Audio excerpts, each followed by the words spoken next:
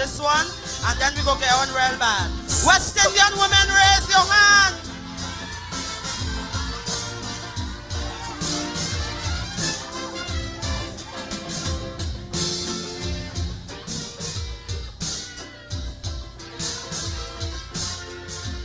Hear this. Devastation and destruction from ever since time began has been inflicted time and time and again by man against fellow man.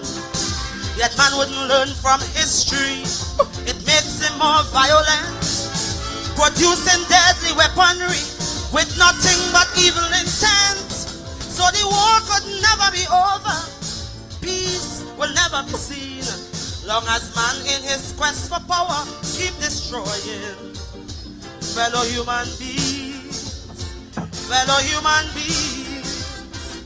I'm telling you, nobody, oh nobody, when you really think of it, nobody wins a war,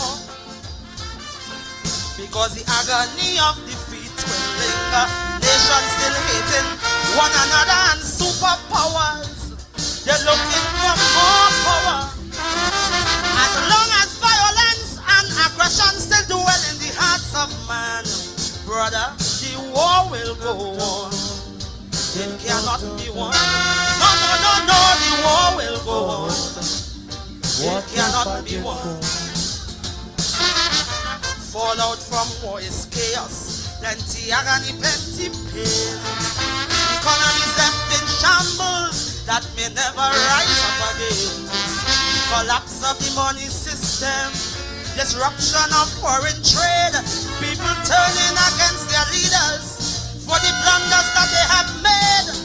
Environmental pollution, radiation taking its course, and the thousands that die in battle. Oh, what a waste of human resource. Of course, look, I'm telling you, nobody, oh, nobody. But when you really look at it, nobody wins a war. The brutal clash of ideologies, carnage and social anarchy, and life reduced to pitiful dimensions. The falling back of progress and growth for entire generation. Sister, it cannot be won. The war will go on. No, no, no, the war will go on. It cannot be won. Hear the music.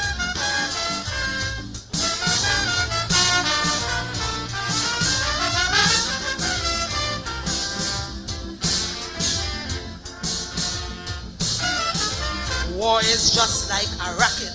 It pays dividends for a few. But what does it profit the masses? I mean laymen like me and you.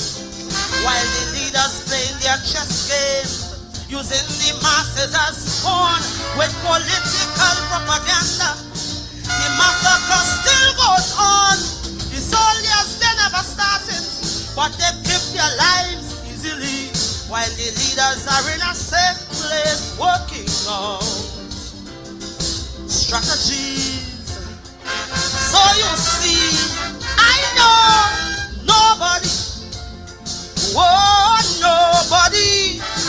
But when you really look at it, nobody wins a war. It has stained the passage of history with the blood of the weak and the mighty. Great, great cultures vanish completely. Look, war can create and destroy political boundaries as it goes on. Brother, the war will go on. It cannot be won. No, no, no, the war will go on. It cannot be won. The object of war is simple. Just conquer and take over.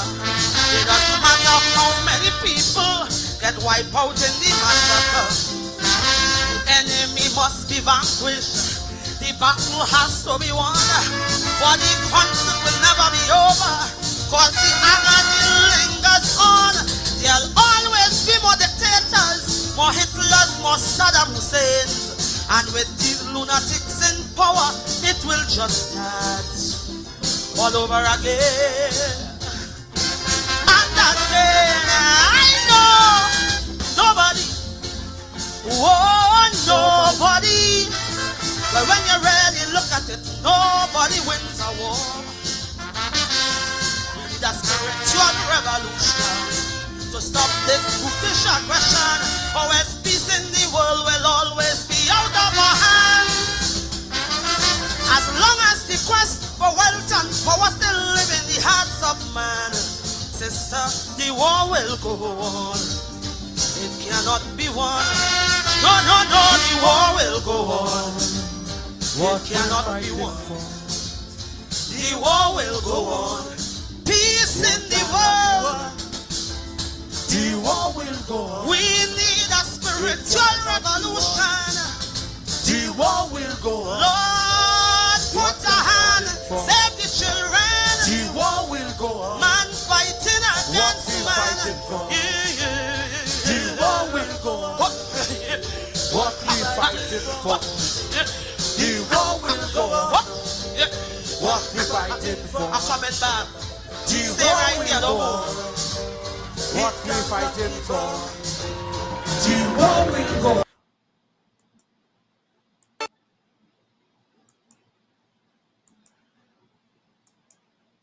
Are you ready, people? Not don't say yes, say yo-ho.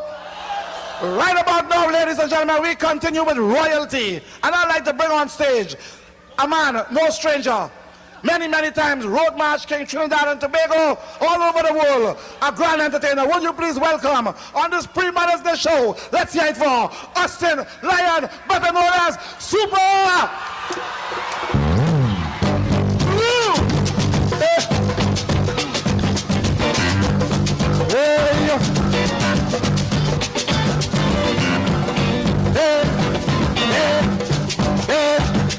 Tonight is Calypso night. Tonight is Calypso night. Raise your hand and we'll have it. Hey, hey. Tonight is Calypso night. Tonight is Calypso night. So let we jam, jam, jam, jam. Jam, we jamming on the moon. We jam on the moon. Hey, hey. Yes, we jamming. I want everybody, say hey, yeah, yeah, yeah, yeah,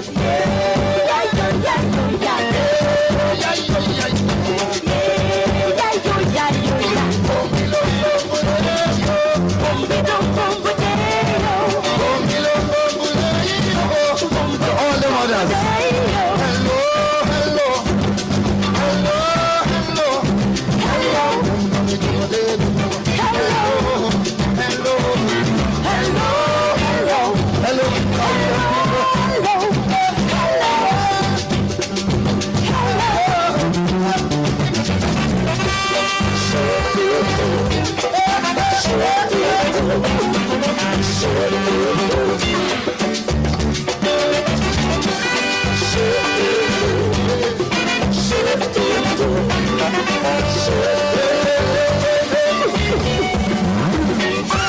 Meeting people is so wonderful.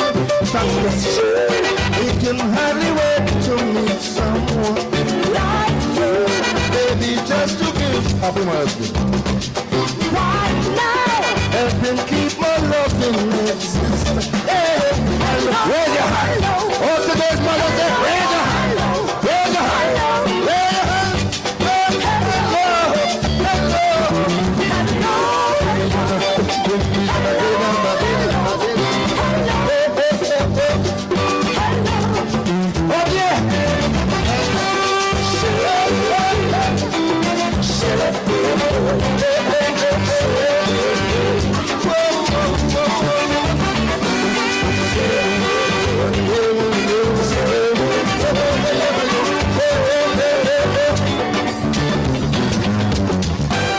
Like for instance, meeting strange faces like you. Oh yeah. Where you need assistance urgently.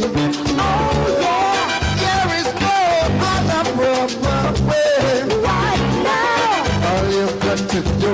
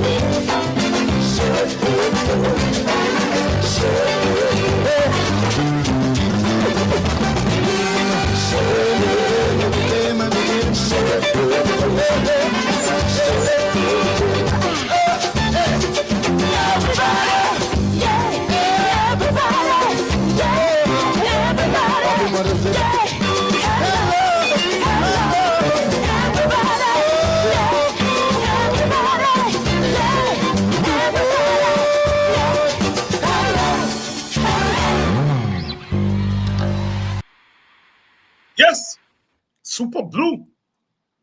Little Shango there to start us off. You heard the Shango be there straight from West Africa.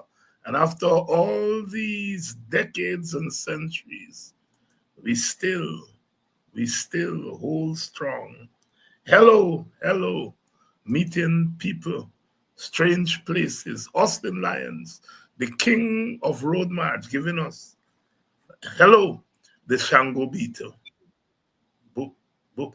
If you ever thought that you were not African, those of you who came across the Middle Passage, so of us, and survive until they say, hello, hello, hello, hello. And before that, of course, a song for the times, the war will go on, the futility of war, singing Sandra, singing Sandra, the futility of war. Nobody wins a war. Nobody wins a war. And the drums of war are beating at our doorsteps. And what can we do? What can we do? What can we do? We have a history of anti-war. You go back to um, Jimmy Cliff, Vietnam. That's way back in the 1960s. Coming right through to singing Sandra, the war will go on. The futility of war. Doing it as we do it in the Caribbean, using song and dance to tell the story, to protest, to rebuke, and to prophesize. The drums of war, of course, the United States and Venezuela. We have talked about it on this program. My position is very clear. Back in time, I might have taken an ideological anti-imperialist position, whatever. And I suppose at an ideological level, one is still there. You can't not be there if you are from these tiny acres, as David Rudder said. These tiny acres of confusion. You can't not be anti-imperialist, but the fact of the matter is, I am care about Venezuela right now. Venezuela is laying claim to 2/3 of our territory. Venezuela has been good to the Eastern Caribbean, Red Petro-Caribbean, and so on. That has to be acknowledged. But Venezuela is pointing its guns at Guyana. It's saying that if the Americans invade them, then they are going to shoot at us. You see, we have to ask ourselves, what are our interests? And our interest is to try to avoid war. We're going to be cleaned up, cleaned up. The actors, the United States, China, Russia, they got nuclear weapons. Venezuela don't have nuclear weapons, but they got a big army. We can barely defend ourselves against people walking about with bombs in plastic bags. And at some point, we in the Caribbean have to say, it's our interest. We don't need this. Can you carry out your foreign policy and leave us out of it? Leave us out of it. That's my position. I know some people are saying, invading another country is wrong. Of course it's wrong. But we're not here to bat for Venezuela. We have to find a foreign policy that balances our survival with whatever principle. Because don't talk about sovereignty in real international. I will ask Jeffrey about it. He's here. Sovereignty from an international relation standpoint in this cruel world, sovereignty of a Guyana or a Trinidad and so on, doesn't mean the same thing as sovereignty for the United States and Britain and the big countries. You see? And so in these times. But the war will go on. It cannot be won. The futility of war. Singing Sandra. Hello to all of you. Hello to all of you. Beverly Fraser, who is watching. I don't know where Beverly is watching from. We have people here from Conyers, Georgia. I have some friends out that way. Conyers, Georgia. Lynette, good evening, Lynette. I think Lynette out there in Conyers, and Hazel in Georgia. Maybe not in Conyers, but when I was there the other day, they took me out the side, out to Conyers side, and Desiree, and all the wonderful ladies there who mobilized during the election. And I passed through there for a day.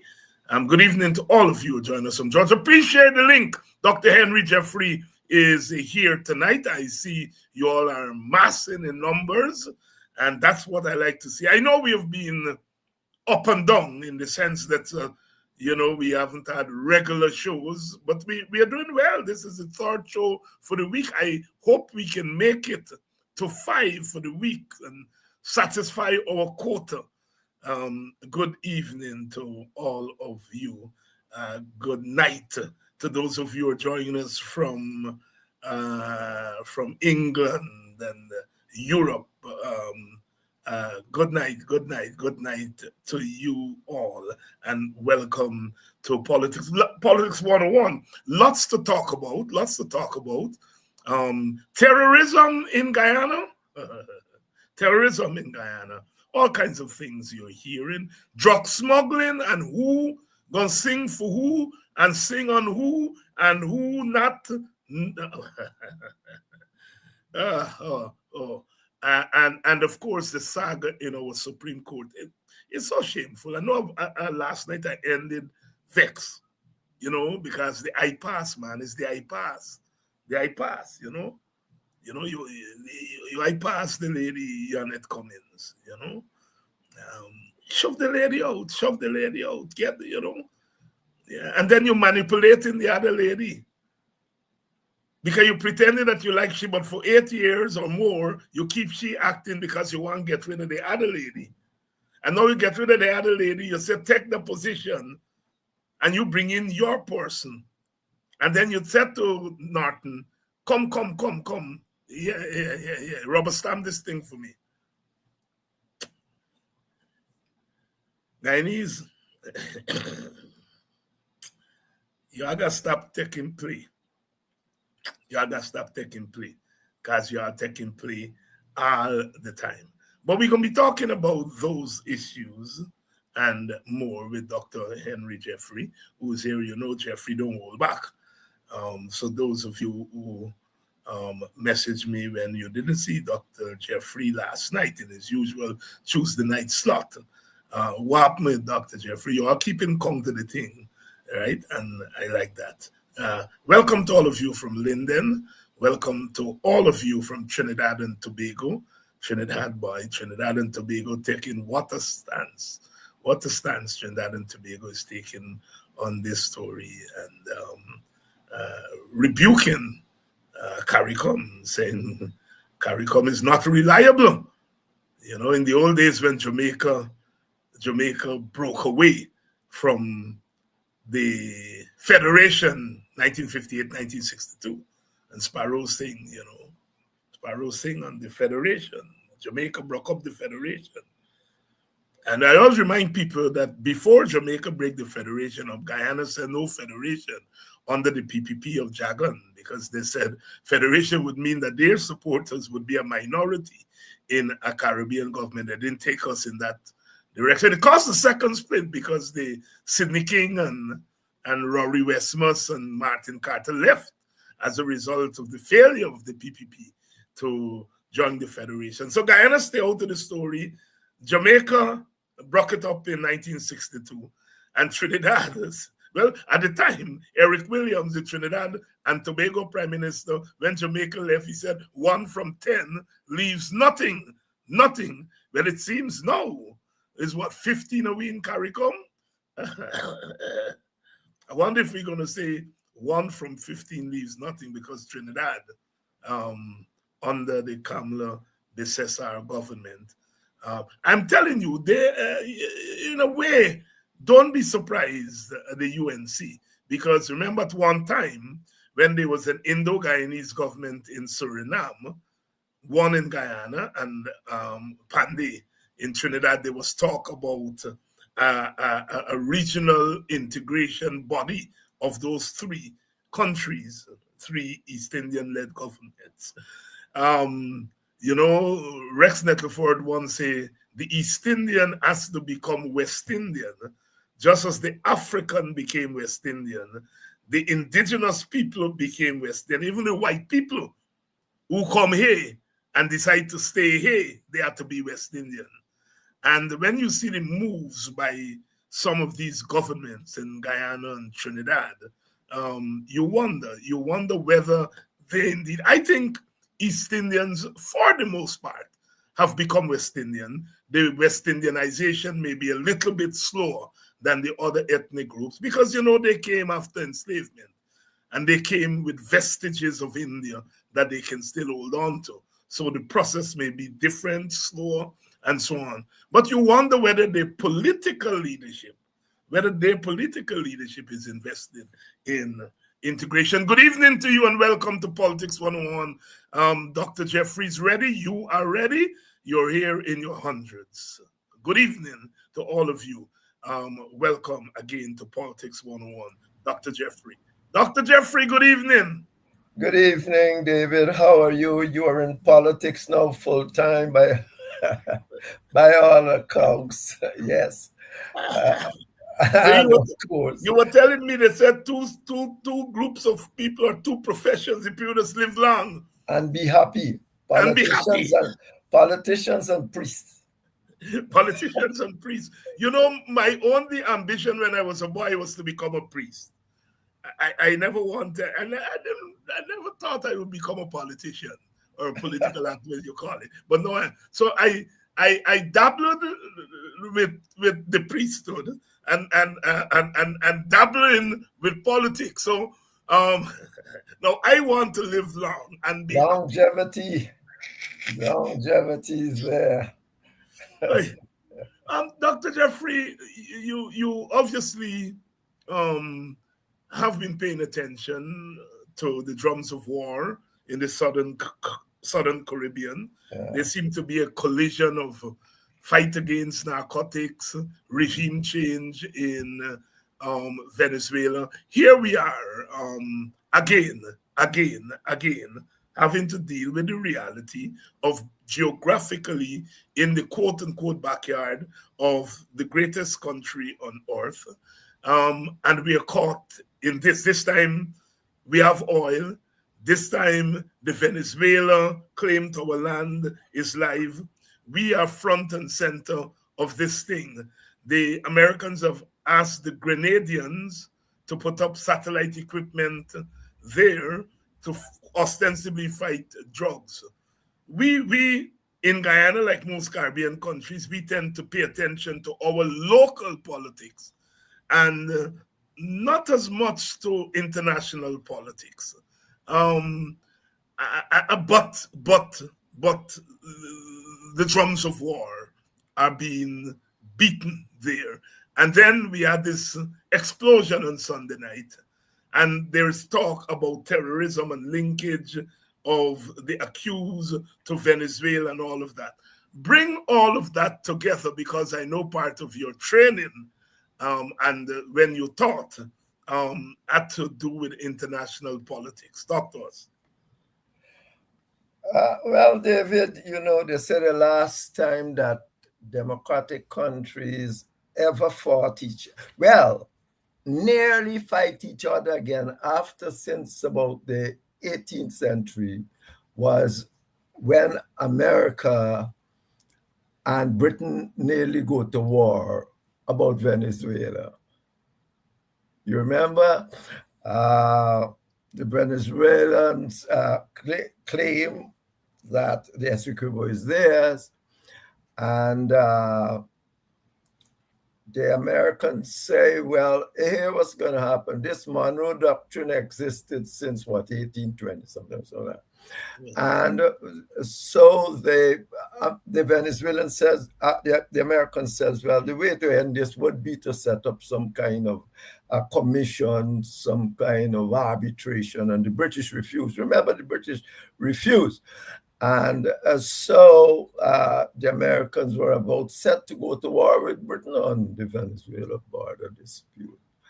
And and the British suddenly agreed to the tribunal that ended up giving and we ended up with the present border. So, and we were talking, well, not began, but you was thinking about wars. And I said to myself, that came to mind when the song was on, that war is bad for you. But there is a statement too in a political arena that said the people always have to keep their powder dry. Freedom is not built by not fighting for it. You can be living quite free right now, and you can live even in a democracy, but there comes a point that you have to say to yourself, I have to stand up, or all my rights would be taken away from me. Well, so what should the South Africans have done? What should Mandela have done? Not gone to war? That is what he should have done. And let apartheid reign. Isn't he supposed to fight apartheid? He didn't fight apartheid to set up apartheid. He fought apartheid to introduce democracy, but apartheid had to be fought.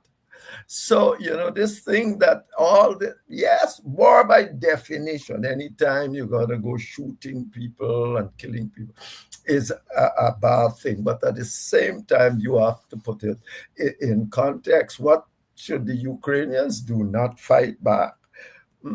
I mean, for me, the question has always been, am I fighting for freedom? If I am fighting for my freedom, I have a right to go to war for it.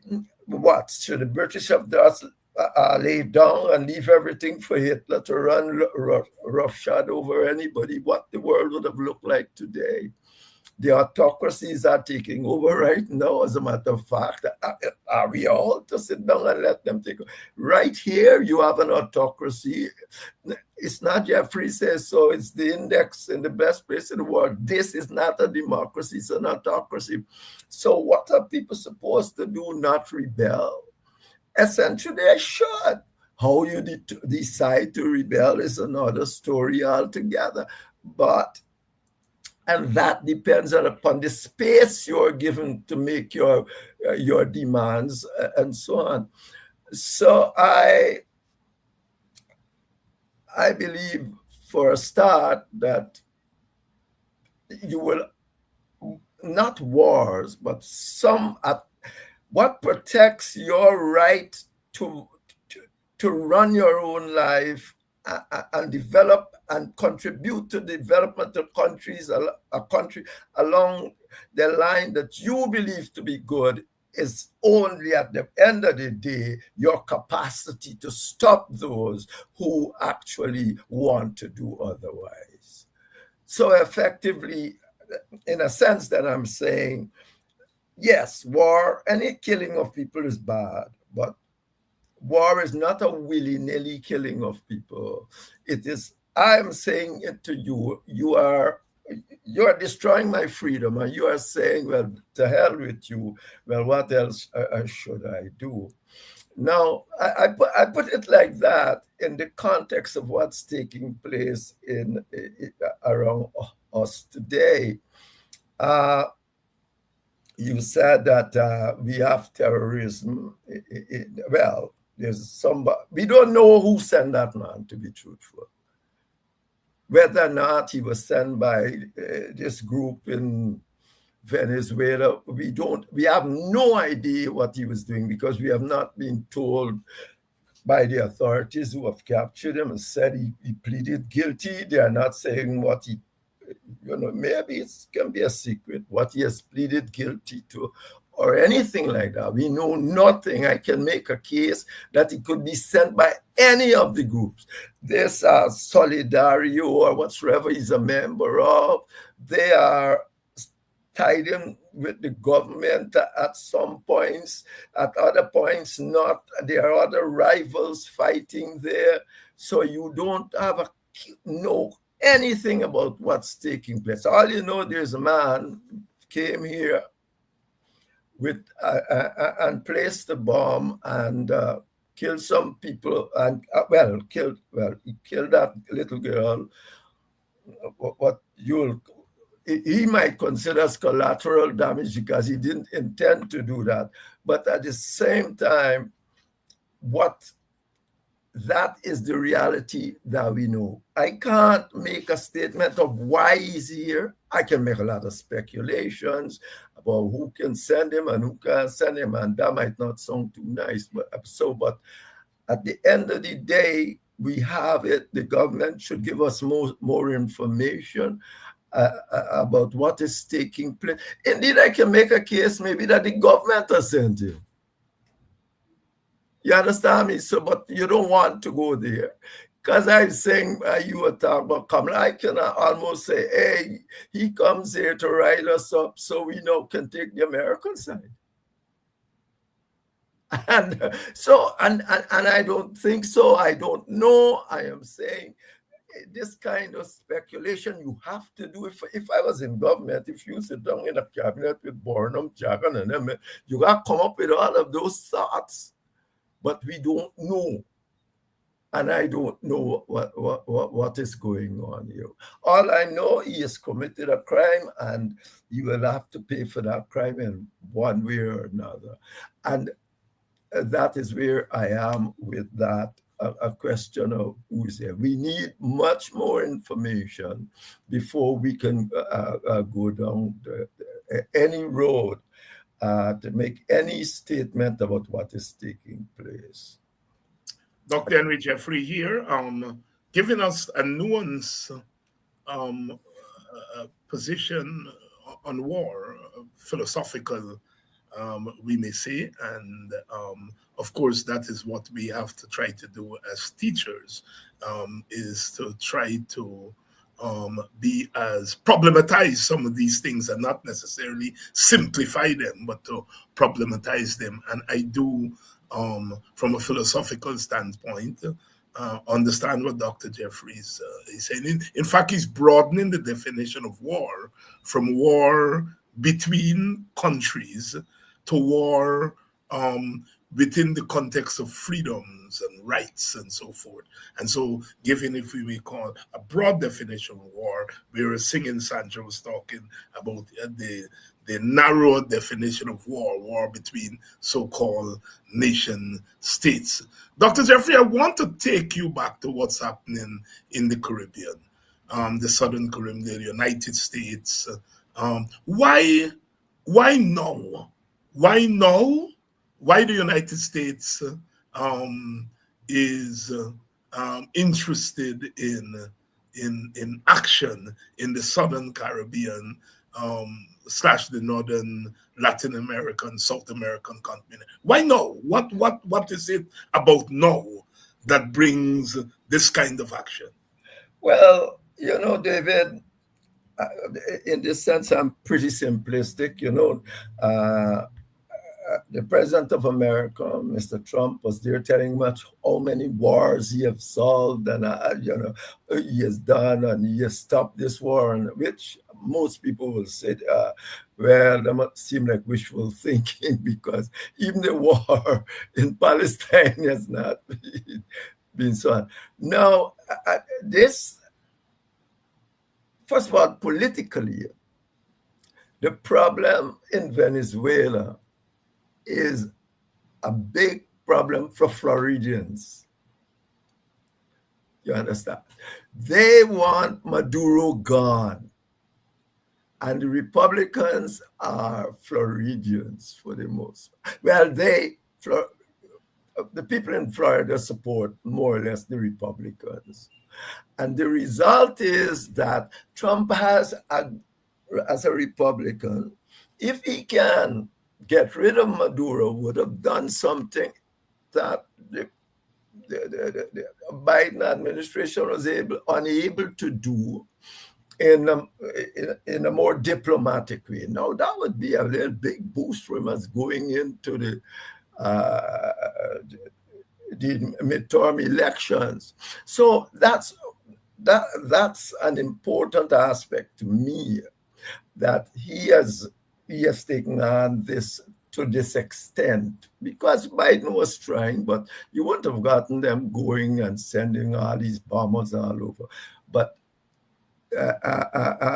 Donald Trump seemed to want to send a message to people that he is willing to go to that length to get what he wants in the international community when it suits him. Of course, you see the problem we face in Ukraine. He's not doing that in Ukraine for one reason or another. He's saying that the Europeans should be paying their fair share and all that.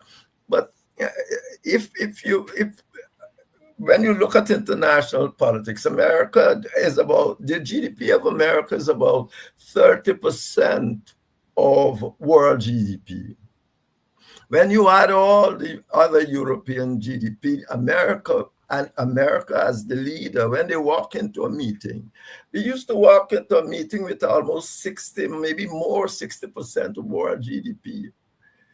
It's everything. When Trump walks into a meeting, he's walking in with 30% of GDP, because now the Europeans got to pay and they're making all sorts of arrangements to try to protect themselves. He's going in, and the Chinese have what, 20% of 20 trillion. I think world GDP must be 130 trillion, 20 and 10 trillion or something like that. Chinese got 20 trillion, America got 30 trillion, the other European countries got another 30.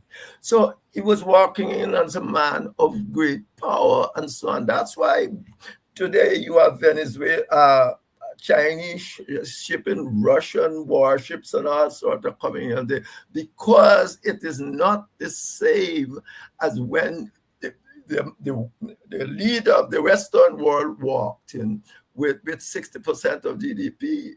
It isn't. The difference in Venezuela, that said, remember, all of the Western world agreed that Maduro should take a walk. After all this, he lost an election, and they're willing to live with the PPP because they say, well, at least on election day, people go and vote for them. They're not saying, what we have here is democratic. They're not saying that at all. They're saying that, on election day, most people went and voted for him, for the PPP and all that. They're saying on election day, Maduro did not, and he's, therefore he's usurping the government and give them a right, a duty to stand up and try to protect the Venezuelan people who are all over the world. Guyana, for instance, have just come from the road, and chaps are saying, well, this place is full of Venezuelans.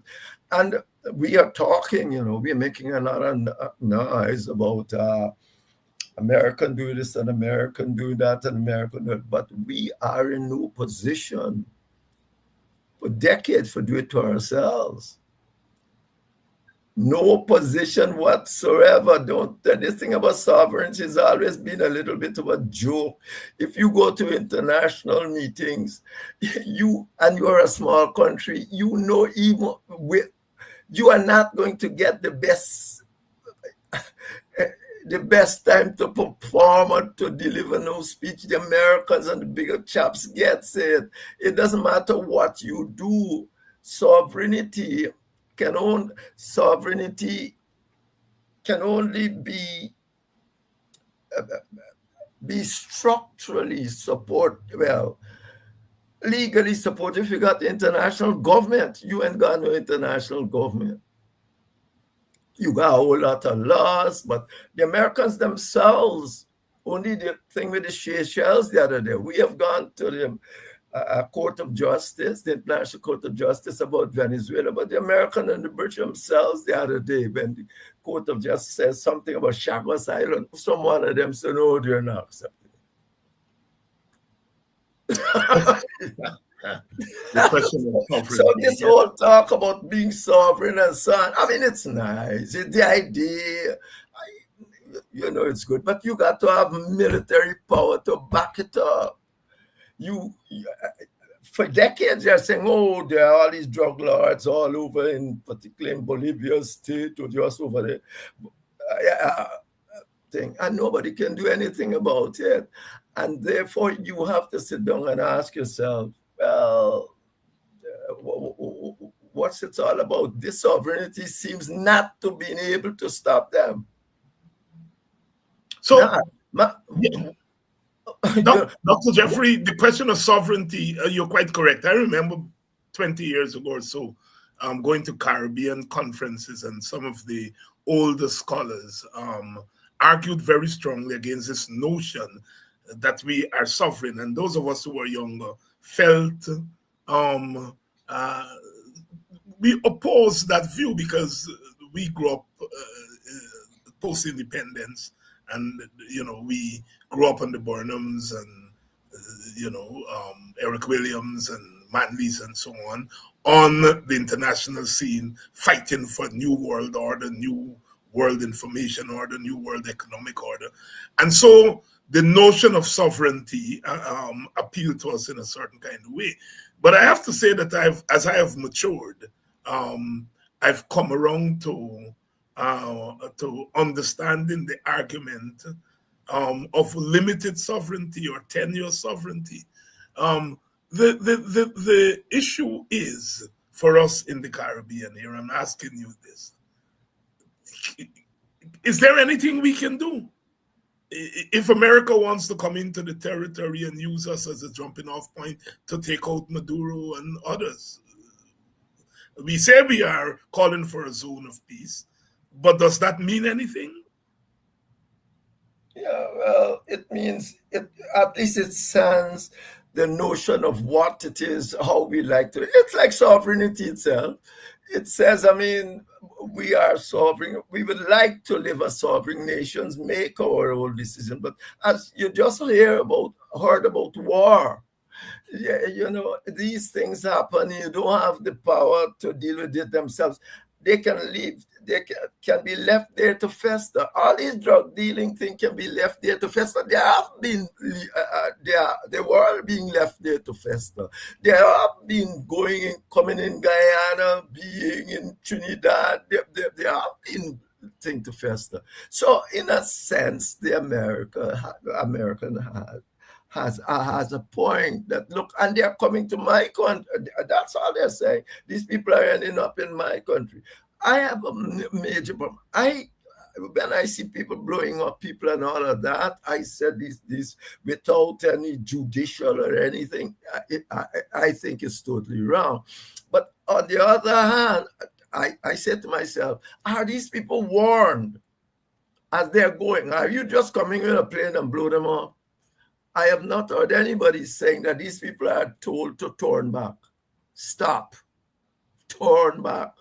Now, that is also an important issue because you know that that America is out there. They're saying when they tell you stop, we suspect, that's what they're saying. We suspect you of carrying drugs. Stop, turn back. Do they send a message out or thing like that to tell these people, and then they continue on? All of that will be involved in mitigating circumstances. We said to you, we have thing as a drug dealers are going to in our country every minute.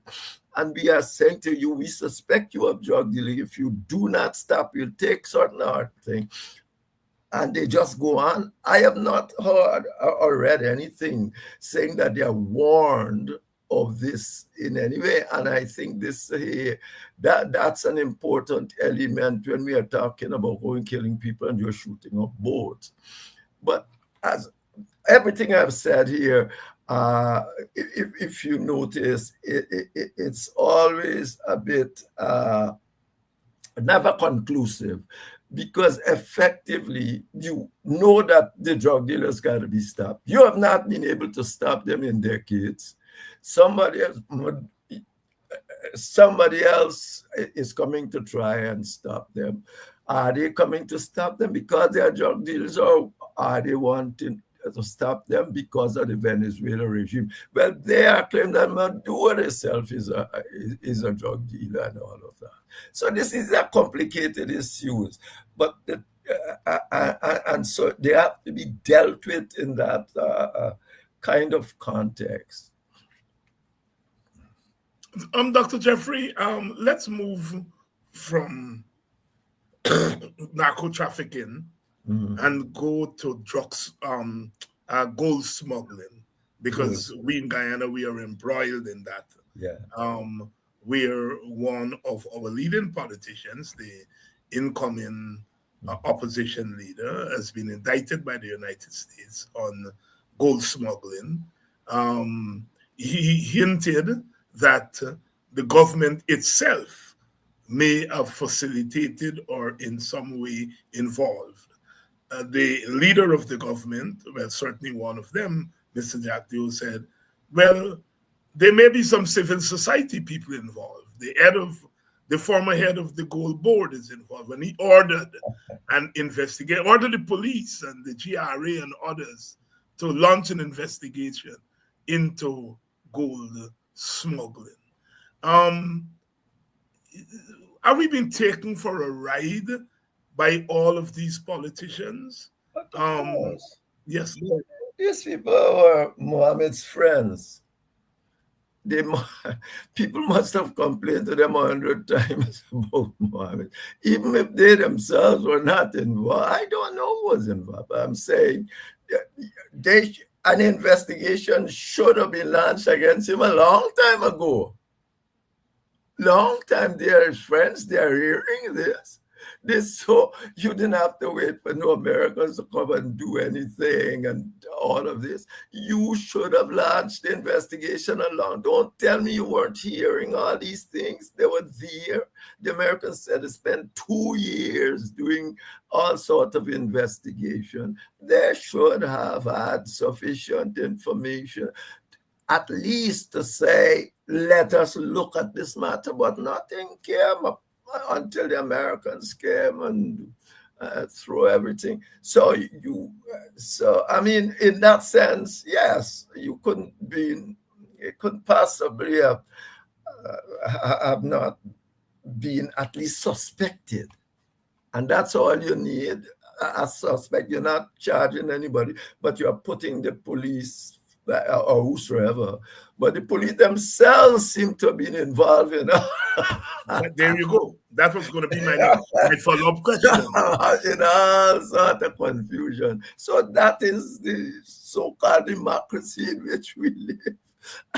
I mean, you're right. I mean, that is it. You know. Dr. Jeffrey, I have been listening, sometimes talking to mostly African Guyanese on this issue. As you know, at the election, African Guyanese split their votes between the APNU and WIN. And I sometimes see the torture some of them, especially those who may have voted for WIN. Really, you know, downplaying the fact that the WIN leader is indicted, and playing up the fact that the PPP are the real gold smugglers in that they are the ones who have taken the country down that road. And I say torture because I see the torture. On the one hand, I don't think that they are supporting gold smuggling, but on the other hand, the visceral dislike for the PPP seems to take precedence over the fact that Mohammed was friends with the PPP, and that the crimes that he is being accused of was as a result of his friendship with the PPP. Talk to that torture among those mainly African Guyanese who would have voted for Mohammed. David, you have The PPP over 20 years have impoverished black people deliberately. I wrote a book on it. You have done some ads for that right here. So they have done that deliberately. They have done that by keeping a rate wages just below, always just by the inflation rate, 5%, 4%, 3%. Jagan had always said, and that's why I said, you mustn't say, you can't just say PPP. PPP different at different times. Just like people say PNC is not the same group because they are different. Jagan used to say that public servants must be paid the inflation rate and plus any a growth in the economy, he's supposed to say, and real growth in the economy. So if the inflation rate was 5 and real growth was 6, then maybe they should get 11, 10. I don't know. Yeah, but that was it. When they came and they getting to this thing of paramountcy, they suspended collective bargaining altogether. So there's no, and that's one of the things you people got to bring back. They suspended collective bargaining. Even the last time you see the torture and torment, you had to go through to get collective bargaining with the judge having to set up committees with the union man now ended up on a PPP platform and PPP, all of that. The leader, the teachers union. Yes. So you see what's happening. They have used those kind of the instruments they have to actually impoverish black people.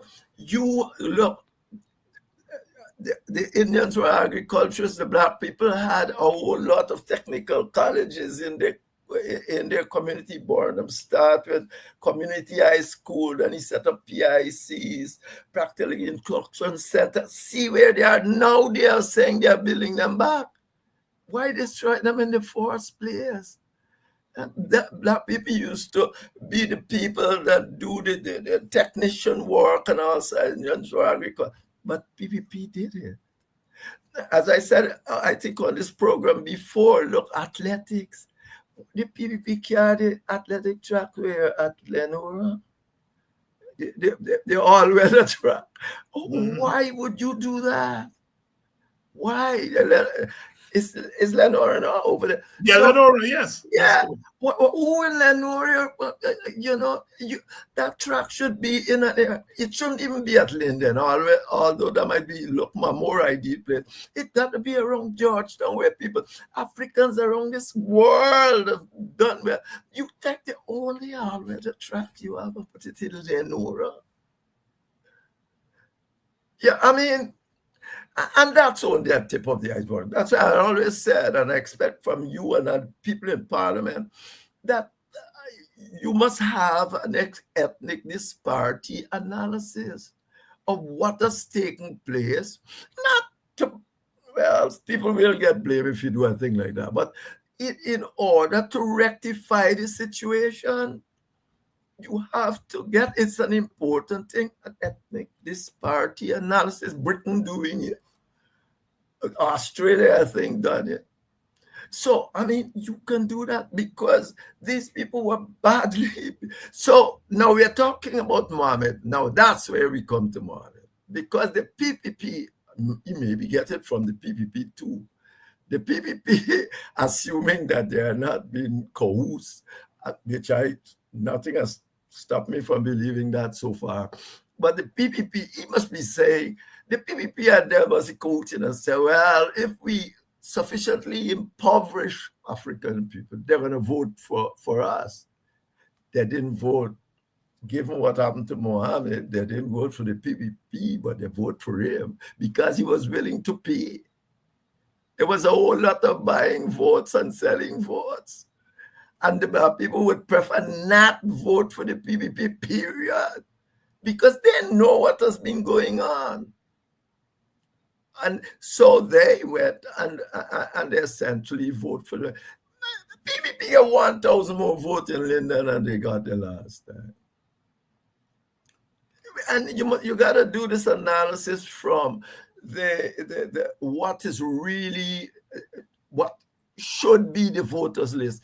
Don't worry, that's 700 or something thousand, because then when you go from there, it look like a lot of people did not vote. Right. And they say, oh, black people still and all that. No. If you go to the 515,000 that's supposed to be there, and you know that the Indian vote solidly for the PPP, they are 40% of the population, and of course, they always get a good deal of Amerindian vote proportionately. You will see that the PPP has, that's what they have gotten to get to the 50%. And because of the split in the PNC, and a few black might have stayed home. So we have to be very, very careful that this is not about race and racism. It's about justice. Yeah. It's about justice. If you can't understand this, well, you are not on my side. It's about justice. I'm not racist. I don't know. I joined PPP when how many Indians joined PNC? You fought for the PPP on the road and maybe get locked up all on the road with the PPP. So how many are these people just tell you, you're a racist? Go and join another party at any one of time, any point of time. You mentioned the thing about Jagan and the Federation. The Federation. But he couldn't do it because in 1951, he already wrote a letter to the goddamn communists telling them that he going to carry Guyana and the Caribbean into the communist world. So how he going to, he wanted them, it's around 1951 he did it. So he already committed to the communists. We didn't know that. I used to always tell Shadi all the time, I knew long before I became minister that he's a communist and people right to keep him out of government. I've told him that all the time. To the point that the Berlin Wall fell, and I met him. I went to see Boise Ramkar in Freedom House. So he's always gaff and maybe buy some books or something. And I saw him and I said, your time came, your time come. He said, what are you talking about? I said, but you're irrelevant now. The Berlin Wall fall, communism finish. He said, Jeffrey, bring some people by my house and we talk about it. And I took persons by my house who are still alive today. I took them and we sit down. I said, your time has arrived to become President of Ghana because you are totally ideologically irrelevant.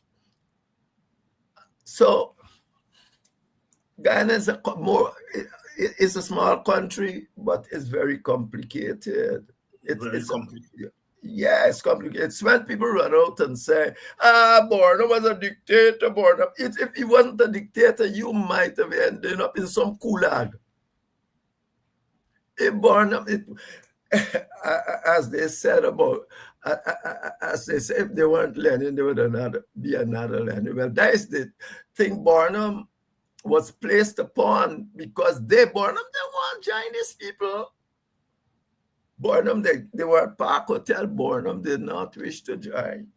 Indeed, he tried to avoid it, but they weren't Barnum. There had to be somebody because the British would not, and the Americans would not have allowed the PPP to take the whole Caribbean into no communist camp. Period. They offered Jagan shared governance. They offered him. Maybe Guyana can tell you that. And he said, no, but how are we going to do it since 1951? Nobody don't know. Most of the people in the PPP did not know that they sent that note.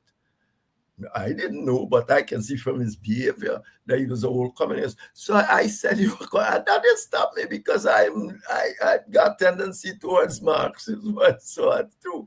But so he became my friend. But the point is, he was a communist, and they were not going to allow him to run Guyana. No, it is. And what you're going to have, you had a majority of Indian votes that were not going to be moving. So, Borno, that's what you end up with. That's And I what you see, end up with. yes, that's what you end up with. So, if the Borno was bad, is they created Borno?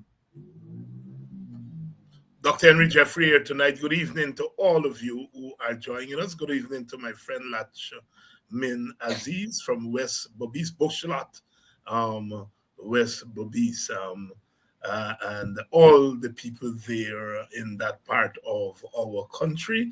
Good evening to all of you.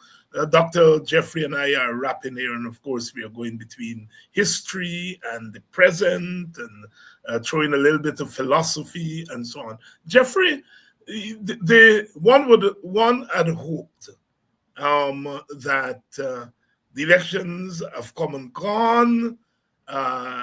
The part of the PNC base voted for win, and we have moved on. But the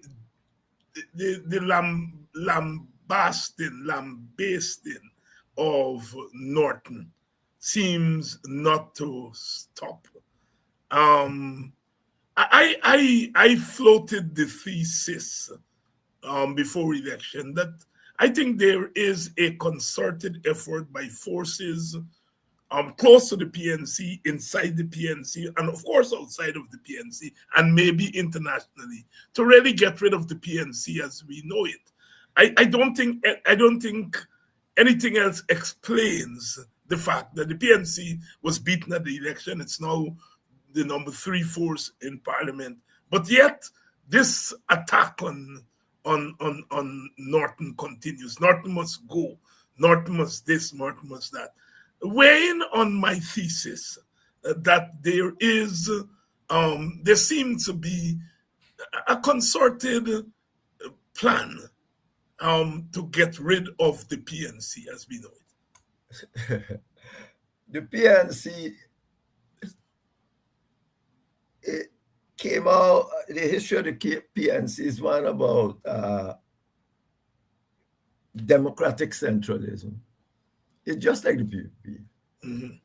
What happened to Norton couldn't happen in the PPP because there is no democracy there. They go and they do all sorts of maneuvers and put whoever they want.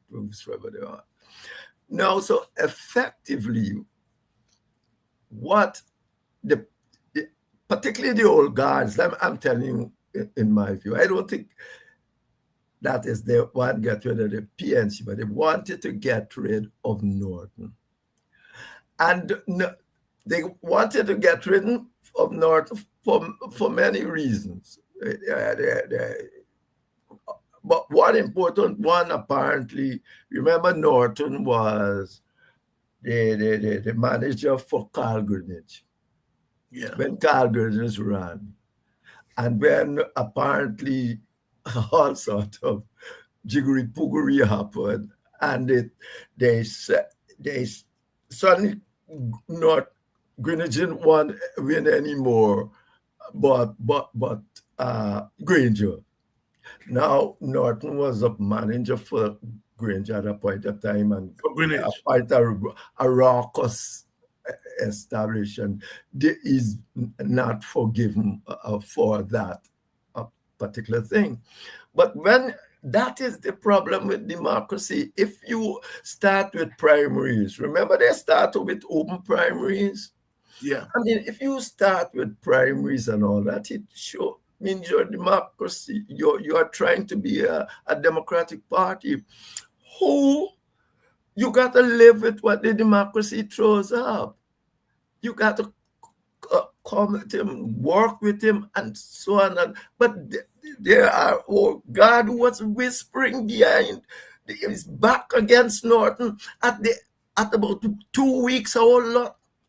Quite a few of them gone over to win, almost become the PNC. God. I mean, when you put all those things together, you see that what's happened to North is not true. My own just saying, I don't bother. for a thing like that to be meaningful, it has to happen in about 3 years. It got to happen about 3 times, about 15 years for you to tell me that wind makes anything inroads. It happened for a very long time. So effectively, what Norton was fighting is part of the PNC and the PPP. And this is the result. So, I mean, that's, so far as I'm concerned, it's not any. Yeah. The PPP would like to see the back end of the PNC, of course. Why you think they've been punishing you for all these years and almost want to starve you out of the, because they would like to see the PNC. But this here, I don't think it can be blamed on the PNC. What exists, when you say it's the PNC or APNU, it's a divided PNC or APNU went to the election. And that is how you have to analyze it. If you forget it and just call it the PNC, well, you will get any sort of a result, any interpretation you want. Let's talk some practical politics, Henry, because there are lots of introspection, quarreling. You see it at the lower levels and so on, but I suspect even at the higher levels of the PNC on what the PNC should do. I've heard suggestions like the party needs to be rebuilt. Not a view that I share, because I don't think the party is broken, right? But the party needs to be rebuilt, and we need, the party needs this, and the party needs weigh in on that, because you have laid out the theory there that the party went to the election as a divided party. Yes. Of course, and so therefore it is not that some people said the party didn't do enough work and the party didn't do this, and you need to go now and do work and so on. No, it's nonsense. Yeah. And if you buy into the unitary party thing, you're going to see all this foolishness. But the party was not united. You got the 2 parties. Half of them have gone over to win by 3, nearly the last 4 weeks. And then the thing, this, what's her name, become the deputy to Mohammed and all that. Your WPA person. So effectively, the analysis must take into consideration that the PNC that ran for the election is not the total PNC. If you don't do it, you're just mischievous. You're just mischievous. It's not. The minute anybody come talking to me about that and they start saying the PNC, I say, which PNC? What is the PNC? What do you think Norton was? Yeah, he had a name of APNU and all of that, but that is it. You got to take the concrete reality into consideration. He was not the PNC designation alone. I can say I'm king, that don't make me king. It's the reality on the ground that makes me king. So therefore, North was half, if so much, of the PNC going out there, and the others being whispering against him all over the place. And they had their whisper campaign and all sort of organization. That is the real PNC, and that is what put Win in where it is. And thank the Lord, I'm not churchman. Thank the Lord, they put the PPP there. It didn't put the PPP there. Dr. Henry Jeffrey here bringing a new lens to the politics, and that's what we try to do here. Try to open up the thing, because I like Jeffrey, I don't agree with that whole thing that the party needs to be rebuilt, and not to rebuild the party when he come in. In clearly, when the party was in power for that 5 years, they had neglected the party structures, and so Norton came in, and that's what he did. He increased the membership, increased party groups, etc., etc., etc. So this whole notion that the elections or the base was part of the basement away because the party was broken. I don't know. Anyway, it was a struggle for power. Yeah. Yes, struggle for power. It was a simple as struggle for power in the PNC that allowed it to split. The oligarchs in the PNC determined that they must get their way. Even after you win an election in the membership, they are telling you, oh, I bring a man that is better than you. Yes, why is he better than me? He looks better than you. I mean, this is foolishness. It's stupidness. So that is essentially what happened there. So, Jeffrey, the National Assembly is going to be convened next week. And of course, we now have 3 parties in the National Assembly. But you also have Forward Guyana Movement led by Amanza Walton Desir. And you have the WPA there, although it's part of the APNU delegation. From everything that the party has said, they see their role as a dual role, representing the WPA while being part of the APNU. So in effect, you have 2 small parties in the National Assembly. Given the winner-take-all system, given everything, we know that the National Assembly has really not been an institution that has been able to bring about any big change in the society. But tell us what, from your standpoint, what's the role of these quote-unquote small parties, 1 representative in the National Assembly? What should be their role in such a configuration? Try to build Guyana into a democratic society. Right now, Guyana is an autocratic dictatorship. Story done. It's not Jeffrey says so. That is known. Guyanese, I believe Guyanese people of all sorts would like it to be a democratic society.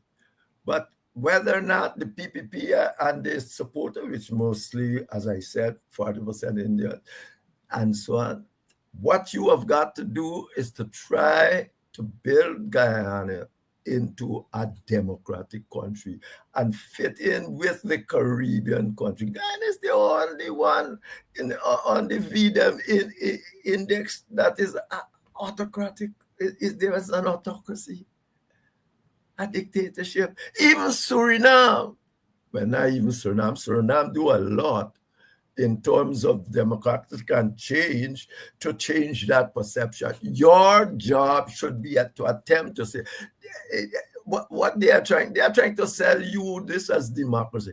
And they got people trying to sell you the notion that individual representative done after election day. They're trying to say after election they ain't gonna work as election representative. Yet all of us know that that same parliament, it has a first reading, second reading. First reading is just the reading to present. Second reading is there to discuss the principles, big principles, and quarrel about it. But the third, the committee stage is where all of us have to sit down and try to get the best policy for the country. Because if the PPP now must only get about 40-something% of the people that vote, or what, 50-something of those who actually voted, but or of the population as a whole. The truth is that if you're going to have laws have to be for substantially all of us. You can't get the 51% of you and say you're making law for everybody. And that's why even the Westminster type system has that committee stage. When now the government, all right, you have won the government, but that don't mean you're only part of the country. That's why you got a party. You're part, I'm another part. Regardless, you should, the committee stage is for you to sit there with us and let us forget the principle, because we quarreled about that at the second reading. We quarreled about the principle. But now is to put aside that and say, all right, how we can come up with something that's best for the country as a whole. And that is why Cherry Jagan said that a bill over 6 pages should not passed in the parliament without committee stage. I passed a whole bundle of bills, trade union record, domestic, but not domestic. Yes, all of those. And I had to go to committee stage for everyone. It's tedious because remember when you go down there now, the opposition saying that right there, that you gotta make changes, you gotta make compromises at that stage. And I think you chaps, when they're coming with this 20-page bill, don't go to parliament if they don't have set up a committee. Don't go. You might be small, but let the people of the country know what democracy means. Just don't go. Anytime they come there and say, oh, we got this big bill and we are going to pass it all one day. So I used to have to spend weeks, maybe months. Indeed, in terms of the trade union recognition bill, I thought it would have never got anywhere. Desmond, right on almost the last day, I said, Henry, we're going to support you on this one. I thought I was going nowhere because they're going to raise a whole lot of objections and things. And he said, come, we're going to support you on this one. And that's how it passed in 1997, the last day. So you got a big job, your job. Remember, laws are not supposed to be made by 50% or 51%. Laws is for all, they are for all of us. They're supposed to be made by substantially all of us. And therefore we sit there, and after we quarrel about the principle you got and all that, we are saying, all right, you want a lot of, we see where we can go with this, and we compromise, much less constitutions. Indeed, during the American constitutional process, they were saying, I think in Hamilton or one, they say it must be unanimously agreed. Yes. Unanimously, not substantially all of us. And then they boil it down, come to this thing of substantially all of us. God, you might never get unanimity. Right. So when they come in now with 40% vote and Tories, tell you, that's the end of you. You have been voted by the people as already decided. Now, particularly in an ethnic society like Guyana, 90% of the PPP vote are Indian. So once they vote, it's the end of everybody else. Yes. Dr. Henry Jeffrey. It's just foolishness. And they sit down there, people are just taking this. Good evening to you, Julie. Julie Blair, who's watching from South Carolina, the old deep South Carolina. Yeah. Good evening to you, Julie. Those of you who are watching us from Mocha seem to be a lot in the house tonight. Trying to come to Mocha on, I think there is going to be a visit there over the weekend.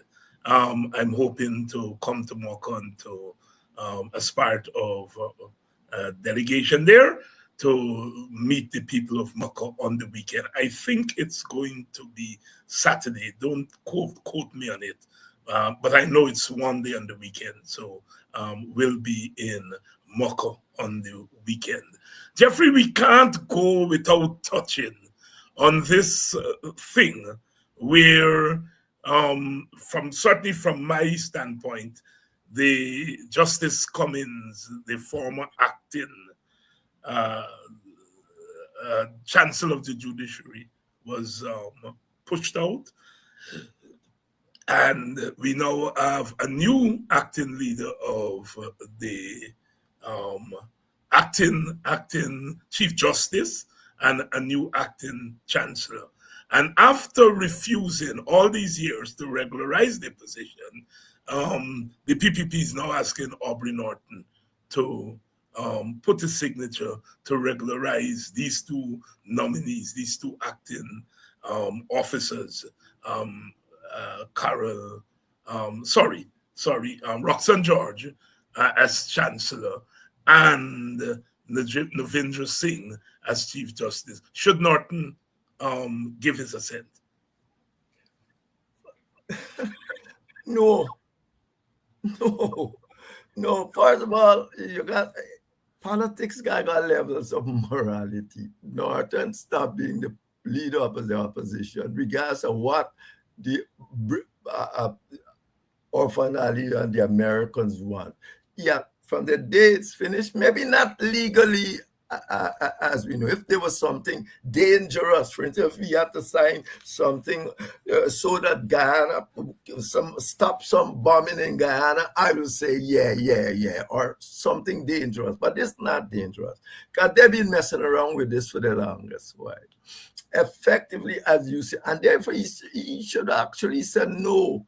He said clearly, I have because he gave them the opportunity.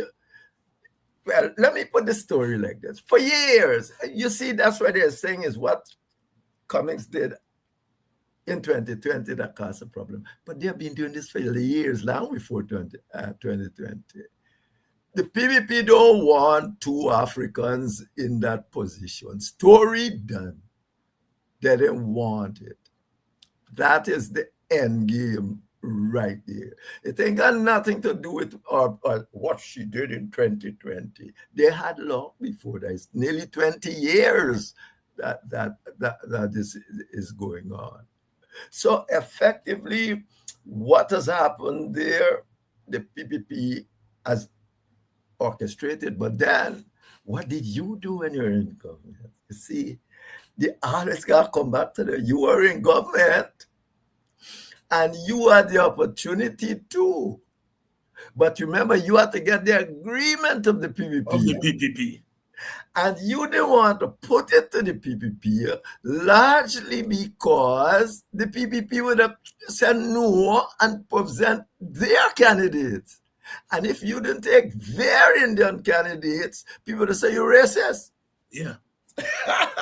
So you didn't move on it, not because you loved them or not love them, but because you don't want to be labeled a racist, because the people would have bring an Indian judge and say, or two, whatsoever, because they like that, they're going to say, hey, these are our representatives. You don't want them to. Because you know, you got the same perceptions of what would happen. So effectively, you didn't do anything. And so today, what we are in, it's again, you need to fix the Constitution. I was going to go on and tell you those sort of things.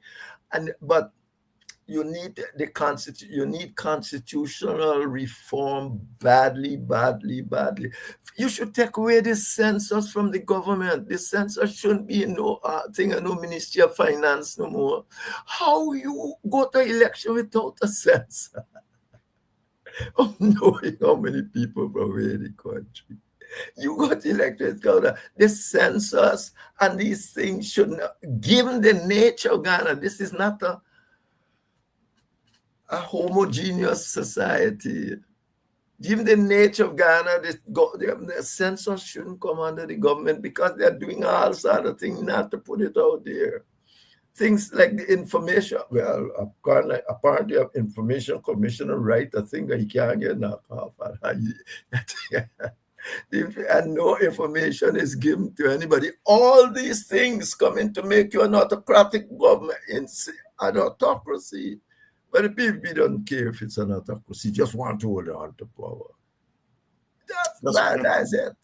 That's one to hold on to power. Dr. Henry Jeffrey here tonight, weighing in on a number of issues. We start, of course, with regional / hemispheric and global politics, and then we moved in to our politics. Some new ways of looking at old things and some more nuanced eyes on some of the things that we have been looking at, sometimes simplistically.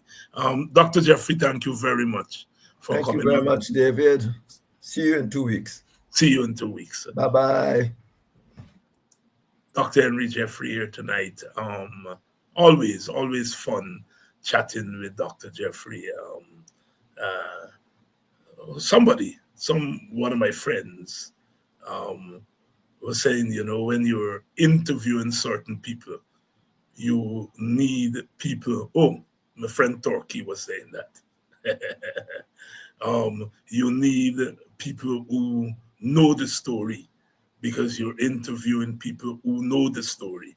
And if you don't know the story, then the interview can be effective. Always, since I start doing interviews on TV and radio, boy, 30 years ago, 30, I think I started that thing in 1995. I, started doing TV interviews. So it's 30 years now. And one of the things I always like is to make sure that I know the issues, and when you're doing a good interview, because you're interviewing people who know the issues and you are au fait with the interviews. I remember interviewing Edward Siaga, and we got to Barbados and asked to do an interview, and he granted the interview.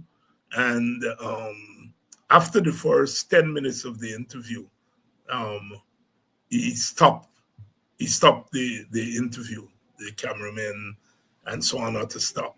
And he got up and he he said to his secretary, ask her why didn't she tell him that he was coming to do a real interview.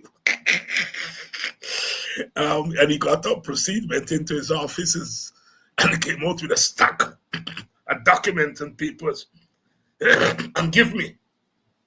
And he said, you can continue the interview now. And we were supposed to have interviewed him for 1 hour. We ended up interviewing him for 2 hours. Largely because he recognized in the first 10 minutes of the interview that I had done my homework. I knew Jamaican politics. I knew Jamaican political history. I knew his political history. And he wasn't prepared for that. In the end, like I said, we had a wonderful interview. So when I interview people like Jeffrey and some of the guests that I bring on here, I enjoy it because I know that I'm interviewing people who know the issues. And after years of doing it, I myself have au fait and somewhat au fait with a lot of the issues, and a lot of you share that view, that our program try to teach. Thank you all. So many people the other day wrote me to say that. I think early in this week we were talking about some Caribbean politics, and to say, was it last night? I can't remember, or the night before, when we were talking about Barbados seceding from the British and this Barbados having the second oldest parliament in the world. So many people said to continue to bring that kind of information, because it's not very often one gets to dig into that kind of thing. I thank you all so much for having us. Tomorrow night we're going to have Vincent Alexander. We haven't talked about what's happening in GCOM. As you know, GCOM has now stopped. The chair has stopped GCOM from functioning because she feels that the composition of GCOM is not in order.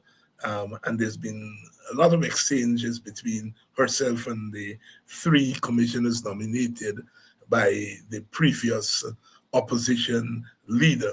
Vincent Alexander is going to be here tomorrow night. And we, of course, when Vincent comes, he comes armed with a lot of information. I think that's Vincent's forte. Big on analysis too, but he backs his analysis with the actual facts. I want to thank you all for staying with us tonight as we dug into some of these issues. Good evening to my friend John C. Paul. Good evening to all of you who have joined us tonight. We made it through half the week without any interruption. Tomorrow night, I know we're going to make it through. And then Friday night, we are going to have a big cast. Good evening to my elder friend, Ernest Elliott, former member of parliament for the People's National Congress, now retired. But I always say, as a WPA man, when we got into the coalition, and you got to now go to Congress Place, and you got there, and it's a strange place. And I remember Ornis being one of the persons that made us feel at home. People like Ornis and Corbyn, I'm talking about Robert Corbyn, and some of the others made us feel at home, because you're talking about two old warriors in terms of the WPA and the PNC, and so you had to thaw the ice and so on. And Ornis was very instrumental, certainly for me, in terms of making you feel. Think now them PNC riders want to chase me out of Congress Place because they say when I go there, me and the ladies at Congress Place is too much friend. So me friend, my PNC friends, one of them from Boston who shall be nameless, this time he gonna put me out of Congress Place, becoming too frenzy with Congress Place people. But politics are like that.